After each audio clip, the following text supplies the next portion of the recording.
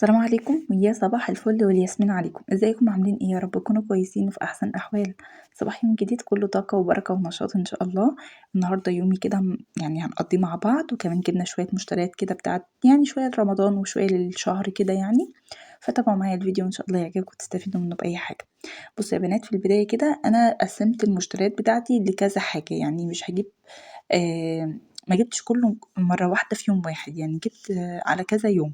يعني لسه حتى بكرة لسه هجيب بقية المشتريات اللي هي اللحوم والحاجات دي. بس النهاردة جبت شوية من السوبر ماركت ده شوية من السوبر ماركت ده، ولسه بكرة هنروح للعرب نجيب من عندهم اللحوم، عشان بيبقى يعني بيقولوا ان الذبح حلال وكده. فبروح بجيب يعني من العرب وكده. تمام. ما بحبش اجيب من السوبر ماركتات دي كلها، ولا ليدل ولا ماي ماركت ولا سكولوفانيدس ولا اي كلام من ده خالص. ما باحبش اللي أنا أجيب منه أبدًا، أنا باجيب بس من العرب اللحوم، وساعات بيبقوا عاملين عروض مثلًا على لانشون حلال، على علب فول مصري وكلام من ده، بابقى أجيب منها ساعات. تمام. النهارده كمان بقى معايا يعني بجد حاجة زعلتني أوي. يعني مشكلة كده عند متابعة، هي طبعًا طلبت رقمي في فيديو قبل كده، مش الفيديو اللي فات، في فيديو قديم. هي داخلة بقى لها كذا فترة وحبت إن هي يعني تاخد رأيي في الموضوع اللي هي فيه أو المشكلة اللي هي فيها. تمام. فيلا بينا بقى نسمي الله ونصلي على سيدنا محمد ونبتدي في الفيديو. وفي الفيديو شغال كده هاحكي لكم عن القصة كلها، وانتوا قولوا لها رأيكم في الكومنتات، لأن هي طالبة رأيكم برضو وطالبة رأيي. تمام. أنا طبعًا قُلت لها رأيي في الفيديو فيديو إيه، في الرسايل يعني اللي هي كانت باعتاها لي ورديت عليها. قُلت لها رأيي، بس أنا حبيت، هي قالت لي يعني عرضي المشكلة وقولي برضه رأي الناس إيه. بتقول إن هي يعني لسه يعني من فترة قريبة كانت مجمّعة يعني مبلغ، وقررت إن هي هتجيب حاجات جديدة في البيت وكده، وهي متجوزة بقى لها 7 سنين. تمام. فهي قررت إن هي تجيب شوية حاجات جديدة لرمضان وتفرّح نفسها يعني وتفرّح البيت وتفرّح ولادها يعني وكده. ما جابتش حاجات كتيرة، يعني حاجات بسيطة، يعني مثلًا كان ناقصها مثلًا طقم كوبات جابته، كان ناقصها شوية حاجات كده بسيطة يعني جابتها. ولسه عاينة فلوس على جنب بتقول عشان أجيب بيها الزينة بتاعة رمضان. جابت مصلية جديدة، شوية حاجات يعني فاهميني؟ حاجات كل ست بيت بتبقى يعني حابة اللي هي تجيبها جديدة وتجدد في حياتها، وزي ما الناس يعني فاهميني؟ زي كل الناس مش أكتر ولا أقل. المشكلة عندها إن هي عايشة في بيت عيلة، وعايشة كمان في العيلة. فحماتها لمّا شافت الحاجات ديّة عملت لها مشكلة كبيرة. قالت لها: "أنتِ بتجيبي ليه؟ أنتِ لسه متجوزة ما لكيش 7 سنين." يعني هي شايفة إن 7 سنين دول مش مدة قليلة. شايفة إن هُم مدة قليلة إن هي اللي تجيب، يعني هي عايزاها لمّا تفكر إن هي تجيب بعد 20 سنة. بجد يعني حاجة تنقط. بتقول لها بقى: "أنتِ بتجيبي ليه؟ وأنتِ بتضيّعي فلوس ابني على التفاهة والهيافة ومش عارفة إيه." والكلام من ده.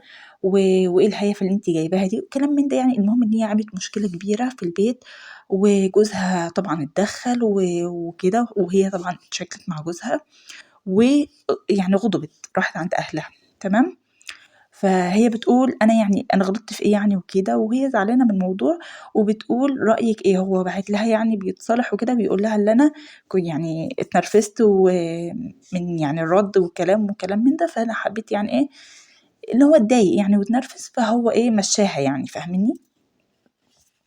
فطبعًا بُصّي يا حبيبتي، أنا كان رأيي إن هو طبعًا يعني هو جوزها ممكن يكون فعلًا اتحط في مشكلة، في وضع وِحِش، وإن هي مامته شوية سخّنته، فطلّع غضبه فيكِ. وطبعًا أكيد أنتِ قُلتِ برضه إن أنتِ ردّيتِ رَد مش حلو وكده، فطبيعي إن كان ده ممكن يحصل. يعني لو أنتِ كنتِ سكتّي وقتها وطلعتِ مثلًا اتفاهمتِ مع جوزِك في البيت، ده هيكون أحسن.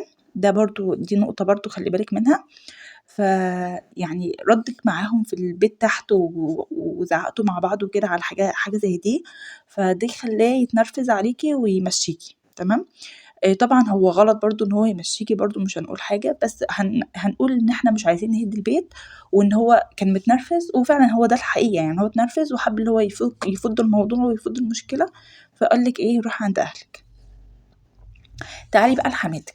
بُصّي الست دي يعني ممكن تكون مُختلة عقليًا شوية، أو بغيرة، هنقول ان في حموات كتير قوي قوي قوي بيغيروا جدا جدا من مراتات ولادهم، لدرجة ان هم يعني حتى لو يعني لو ابنها طلع كده بكيس او شنطة لازم تعرف فيها ايه.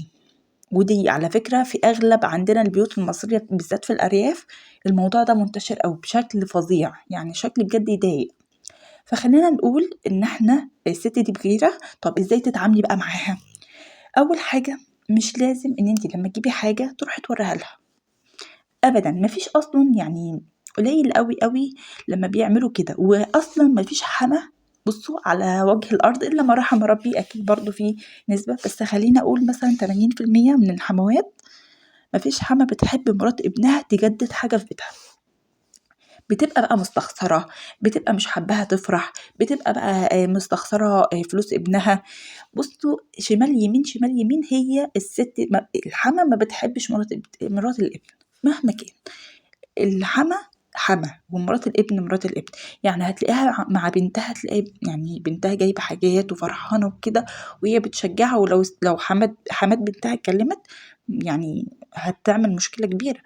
بس على مرات ابنها لا، ما تكبش، هي كده، هما كده الستات دي دماغهم كده. انت عايزه تجيبي حاجه، هاتي الحاجه واطلعي على شقتك، افرحي مع نفسك، افرحي انت وولادك وجوزك. طلعي طقم الكوبايات اللي انت جايباه جديد ده واعملي عصير وافرحي انت وولادك وجوزك. مش لازم كل حاجه تبقى عندها تحت، مش لازم انت كل حاجه انت تنزلي تقوليها تحت. انت بتقولي ان انت اصلا عايشه في بيت عيله، بس انت منفصله، يعني انت عايشه في شقه لوحدك، وانت كمان يعني مش عايشه معاهم عيشه كامله، يعني انت بس بتنزلي لها يوم في الاسبوع بتعملي لها البيت وكده وخلاص. طيب انت بقى ليه اصلا توريها حاجه؟ انت جبتي حاجه اطلعي على شقتك خايفه وشايفه انهم على طول مثلا قاعدين قدام البيت وشايفين انت جايبه ايه وعامله ايه، يعني حطهم يعني اكنك انت داخله شاريه فاكهه ولا شاريه اي حاجه وتطلعها بيتك. مش لازم الحما تشوف كل حاجه عندك. تمام؟ ده اول حاجه.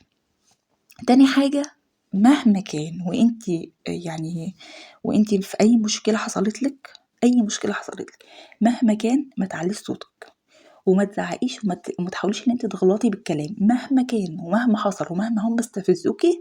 ما تغلطش بالكلام. ليه بقى؟ لان اول حاجه هيقولها ايه؟ ده ردت على واحده قد امها، ده غلطت في واحده قد امها، ده علت صوتها على واحده قد امها، دي بنت مش متربية. طبعا بصوا في ناس هيقولوا لي يعني العين بالعين والسن بالسن والبادي اصلا، وكل واحد عنده لسان وكل واحد يقدر يرد. بس بدل انت عايزة حياتك تستقر وعايزة بيتك يمشي وعايزة حياتك تستقر انت وجوزك وولادك، لابد من مشاكل. تمام؟ فعلشان نتغاضى عن المشاكل دي يبقى انتي تحاولي على قد ما تقدري ان انتي ما تدخلهاش في حياتك، ما توريهاش انت جايبه ايه، ما توريهاش انت عامله ايه. بصي كل واحد لازم يكون في حياته الخاصه، مش لازم انت تكوني جايبه مثلا حاجه وتقولي لها لا غلط. هي مش امك، مش هتفرح لك، لا هي هتفكر انت جايبه الفلوس دي منين، انت بتعملي ايه، انت بتسرقي بقى من ورا جوزك، ده انت جوزك مثلا راتبه كذا، بتجيبي الحاجات دي منين. فدماغها هتروح شمال ويمين. الأحسن إن أنتِ ما توريهاش حاجة. تاني حاجة ما تعلّيش صوتِك وما تتدخّليش في مشكلة، يعني ما يبقاش في مشكلة مثلًا والدنيا كلّها شايطة أو هي مثلًا بتزعّق وكده، تقومي أنتِ مثلًا معليّة صوتِك ومزعّقة وقايلة لها كلام مش حلو وكده، لأ غلط، غلط. أنتِ دايمًا بُصّي يعني خليكِ شوية يعني مسكينة كده شوية، مش مسكينة اللي هو كده، بس يعني ما تخلّيش نَفْسِك نرفوزة وعصبية ودي مشكلة على فكرة كبيرة أوي وكلّنا بنعاني منها. مش عارفة الأيام دي بقى كل الناس بقت عصبية، كل الناس بقت أعصابها مشدودة، ما حدّش طايق نَفْسه ولا حد طايق حد خالص. فخلّينا اللي إحنا على الأقل نهدى شوية كده، اسمعي الكلام، اسكتي خالص، ما تتكلّميش، وتقول لِك أنتِ جايبة الفلوس دي منين والكلام اللي هي قالته لِك ده خالص، اسكتي ولا تحطّي في دماغِك، ولا تحطّي في دماغِك خالص. أنتِ على طول كده هي قالت الكلمتين، جوزِك قاعد، بس بُصّي له، اللي هو إيه، شوف أنت أمك بتقول إيه وأنا قاعدة ساكتة. تمام؟ بُصّي له بس كده. يعني إيه شوفي اللي هو أنتِ بتبُصّي له، اللي هو أنت قاعد ساكت وسايبها اللي هي تشرشح ليه. تمام؟ تمام، خلّصتِ بقى الكلام والقعدة خلصت، خدي حاجتِك زي الشطرة واطلعي شقتِك. بعد كده تعاتبي جوزِك. تقولي له انت ما ينفعش ان هي تتدخل، انت فهم مامتك بطريقة مباشرة او غير مباشرة ما ينفعش انها تتدخل في حياتي، بس يبقى قانون وان انت ما غلطتيش. عارفة بقى انت في الوقت ده لو انت عملت الحركة دي وطلعتي وعاتبتيه بالشكل ده وبهدوء وبرده من غير زعيق ولا اي حاجة، انت بس تقولي له كده ما ينفعش ان مامتك تتدخل في حياتي، تمام؟ والله العظيم يا بنات، والله العظيم لو هو فعلا تبع مامته هيتكسف، ولو هو كمان تبع مامته ومش مكسوف ومبجح كمان، لو انت طلعتي طلعتي بقى غضبتي وحكمتي حد بقى من اهله واهلك، الاهل كلهم هيجيبوا الغلط عليه وعلى امه. ليه بقى؟ لان انت ما غلطتيش، انت واحده جايبه حاجات في بيتك، محدش هيغلطك. دي بقى شغل غيرة نسوان بقى وحاجات من دي ملناش دعوه بيها، بس احنا بنتكلم بقى في الحاجات اللي هم مسكوها عليكي. هو دلوقتي غضبك ليه؟ لما لقاكي زعقتي قصادها، واكيد يعني غلطتوا بقى بالكلام مع بعض وكده، فطبعا كان هو مضطر ان هو يجي عليكي انتي علشان امه، وعلشان طبعا هو شايف ان انتي واحده مثلا صغيره ما ينفعش تغلطي في امه. فانتي لو كنتي عملتي العكس صدقيني وكنتي بقى مشيتي، كان الغلط هيكون عليه هو وعلى امه. فخلينا دلوقتي اللي احنا بقى نشوف الحل الامثل. ايوه انتي ارجعي خلاص، ما ينفعش انتي تخربي بيتك علشان موضوع تافه زي ده. مهما كان هو موضوع بيضايق وينرفز، بس معلش عشان خاطر ولادك، انت بتقولي عندك 3 ولاد ما شاء الله، عشان خاطر ولادك يبقى تستحملي شويه معلش. بس زي ما بقولك الحاجه تجيبيها، مش لازم ان انت توريها، مش لازم ان انت تقولي لاخته مثلا، تقولي لسلفتك، تقولي مش عارفه ايه، لا، الحاجه جبتيها كده زي شطره على شقتك، مش لازم ان انت حتى سلام عليكم انت جايبه ايه، جايبه شويه طلبات وطلعي على طول على شقتك. ما تستنيش حتى ان هم ياخدوا ويدوا معاكي في الكلام ويقول لك مثلا انت جايبه طلبات ايه وكلام من لا، ما تستنيش، اللي هو انت طالعه بسرعه، فاهماني؟ فعلى طول كده مثلا انت مثلا هتجيبي الطلبات دي مثلا وخايفه بقى، وهم بقى بيصروا اللي هم يعرفوا وكلام من ده وخايفه، يبقى مثلا انت مثلا بتنزلي السوق مثلا يوم مثلا السبت، تمام؟ يبقى يوم السبت ده تجيبي طلباتك مع السوق وتطلعي بيها شقتك، معروف ان انت متسوقه. يبقى انت كده ايه، ريحتي دماغك خالص، ما دخليش نفسك في حوارات، وبدل هي المشكله الوحيده اللي عندهم كده، يبقى خلاص يعني نتغاضاها وخلاص لحد ما ربنا يكرم بقى، جايز ربنا يكرمك بشقه تانية، ببيت تاني، يعني ايه، انت عارفه ان ربنا مع الصابرين. اصبري واحتسبي كل حاجه بتشوفيها في بيت العيله عند ربنا، وان شاء الله ربنا هيكرمك، وربنا هيرزقك بحاجه انت ان شاء الله مش هتتوقعيها، بس ادعي واصبري واستحملي، وان شاء الله ربنا يا رب يفك كربك ويهدي لك يا رب زوجك يا رب، ويهدي لك كده حماتك، ويهدي لك حياتك كلها. فيا رب يا بنات، يعني انا ده رأيي، وفي حاجات كتير ومشاكل كتير حصلت قدامي بالشكل ده، وكان ده الحل الاسلم، لان احنا مش عايزين مهما كان نخرب البيت. يعني الراجل برضو، يعني انت بتقولي جوزك كويس وما شاء الله كويس وتمام وما فيهوش حاجه، هو بس المشكله ان هو عامل الحركه دي. طيب يبقى خلاص، وانتي برضو بتقولي ان هي الست دي كويسه وكده، بس هي مشكلتها ان هي بخيله شويه وما بتحبش حد يجيب حاجه في بيته، يعني هي بتستخسر، بس على بناتها ما بتستخسرش، هي قالت كده. بس يا حبيبتي اصلا والله العظيم كل الحموات كده على بناتهم ما يستخسروش، وعلى ازواج يعني مراتات ولادهم يستخسروا، جايبه ليه وعامله ليه، ده انت مبذره، ده انت مش لوحدك، دي عايزه اقول لك ان في امه شكلك كده.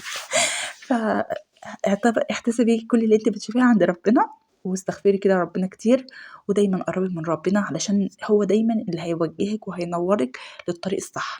دايما خلي كده القرآن معاكي، اقرأي وصلي وصومي وابعدي خالص عن المشاكل. صدقيني لما بيكون كده حاجة روحانية كده ما بينك وما بين ربنا، تحس ان انت مستغنية عن الناس دي كلها، مستغنية عن اي حد.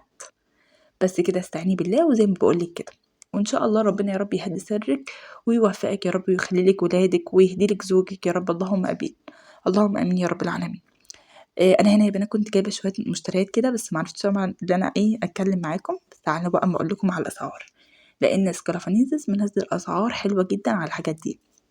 اول حاجه الصينيه اللي احنا جبناها دي ستانلس، هي مش تقيله قوي، يعني ايه ما بين البنين، يعني ولا تقيله ولا خفيفه، بس ما بتحرقش، تمام؟ وعن تجربة وانا مجربة صواني كتير قوي بالشكل ده ما بتحرقش. الصينية دي وسط، كانت عاملة 3 يورو ونص، تمام؟ في الأصغر عاملة 2.5، في الأكبر عاملة 5.5، تمام. بس أنا كنت محتاجة الوسط دي. الصينية دي أنا جايباها رمضان، بحيث بقى اللي إحنا هنعمل بسبوسة، هنعمل كنافة، كلام من ده، فأنا هابقى محتاجة واحدة، تمام. كمان المجات جميلة أوي، نازلة عليها عرض جامد. المج اللي هو الكبير ده كان ب€60، تمام. ب60 والّا إيه؟ €60 أو €80. لأ، ب€69، حاجة زي كده. جبت 2 حلوين أوي ما شاء الله، تقال، المَيّة بتاعتهم نضيفة كده، الإزاز بتاعهم نضيف وزي الفل. جبت برضه المجّين التانيين اللي هُم المرسومين أو اللي هُم البورسلين، كان ب€29 برضه، كان نازل عليهم عرض. عايزة أقول لِك إن هُم دول يعني كانوا منسوفين كده، لإنه كان عرض، وكان عرض حلو جدًا، لإن المجّات دي تحفة، تحفة، تحفة. فجبت دول وجبت دول. كمان جبت بقى الفرخة دي برضه من عندهم ب7.5 مشوية كده جاهزة. قُلت إيه، بدل أنا في السوبر ماركت بالمرّة أجيب إيه الأكل معايا وأنا جاية، يعني قُلت أعمل بقى مكرونة لمّا أروّح وخلاص. جبت برضه مكرونة، المكرونة ب62. جبت برضه إزازة الكاكولا دي أنا عاملة مقاطعة، بس ابني فضحني فضيحة فظيعة يعني، فضيحة فظيعة في قلب السوبر ماركت على إزازة الكاكولا دي. فاضطريت إن أنا أجيبها له، وجبتها له اللي هو الحجم الصغير، اللي هي الرِتل، ما رضيتش أجيب رِتل ونُص وكده. فقُلت ديّة يالّا حلوة كده إيه، علشان هو عمل مشكلة كبيرة وقعد يعيّط في قلب السوبر ماركت، وكانت يعني كارثة. فقُلت أجيبها له مش مشكلة، يالّا ما جاتش من مرّة. وجبت بقى إيه كمان، هو بس كده الحاجات دي بس. الحاجات بقى اللي كنت جايباها في أول الفيديو، دي بقى كانت شوية حاجات كده للفطار. جبت سكر، وجبت اللي اسمها إيه، مربى، وجبت تاني، اللهم صل عليك يا نبي، إيه تاني، شوية بسكوتات كده علشان العيال. وجبت الروج اللي هو ده ما طلعش، أنا كنت فاكراه فاكراه روز، معلش. بس طلع اللي هو الملمع، بس طلع حلو أوي، يعني هو طلع جميل بيفضل فترة طويلة. أنا مش عارفة، أنا جيت في آخر الفيديو وهنِّجت، بيفضل فترة طويلة شوية. ده كان سعره €99. وجبت قلم الكحل برضه ب€99 برضه، ده من الليدل. كان حلوين يعني، قُلت إيه شوية دلع كده. فبس كده يا بنات. طبعًا بعد ما خلّصنا بقى اليوم بتاعنا، رُحت بقى شغّلت كده تلفزيون. طبعًا اليوم ده أنا عايزة أقول لكم إن أنا لمّا باجيب أكل من برّه بيبقى اليوم مرتاح خالص، خالص، وبابقى إيه، يعني حاسة إن أنا متدلّعة كده. فجِبت الفرخة وعملت المكرونة، طبعًا كانوش بقى غير طبقين وهُم إيه، والحلة، رُحت غسلتهم وعملت لي كوباية شاي كده محترمة. قُلت أشغّل لهم بقى إيه، الشاشة كده على أي حاجة نتفرّج عليها. ورُحت كمان جِبت لهم بقى طبق فاكهة، كنت جايبة لِب برضه من السوبر ماركت، كان ب62. رُحت حاطة لهم برضه شوية لِب كده. وإيه تاني، وقطّعت لهم بقى فاكهة، قطّعت تفاح، وقطّعت موز وكده، يعني شبرقتهم كده ودلّعتهم شوية. يعني قُلت إيه، يوم كده من نِفسهم، خلّيهم كده يفرحوا ويتبسطوا بالقعدة اللي إحنا قاعدينها دي. قاعدة بقى كده نتفرّج على شوية حاجات، وبعد كده طبعًا إيه، هنروح ننام، عشان طبعًا في حضانة تاني يوم وكده، فهنروح ننام على طول. المهم يا بنات، اللي أنا كده أكون وصلت معاكم للنهاية. يا رب يكون الفيديو عجبكم، استفدتوا منه أي حاجة. أشوفكم إن شاء الله فيديوهات تانية كتير، ومع ألف سلامة.